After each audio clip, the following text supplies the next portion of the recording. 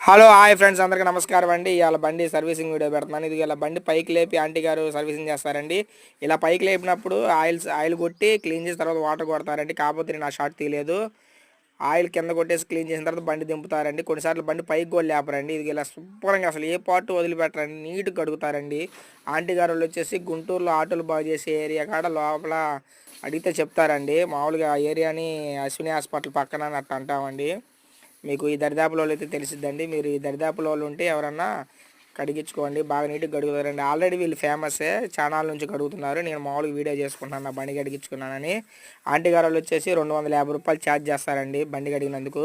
ఒక 1/2 litre oil మనం కొనుక్కొని వెళ్ళాలి. ఒకవేళ ట్యాంకులో ఉన్నా కూడా తీసిస్తానంటే ఓకే, లేదంట పెట్రోల్ బంకులో నుంచి మనం కొనుక్కొని వెళ్తే పర్లేదు. వీళ్ళు ఆల్రెడీ బాగా ఫేమస్ అయ్యారండి, కానీ నీట్గా కడుగుతారండి. నేను నా బండి కడిగించుకున్నాను, తీశాను.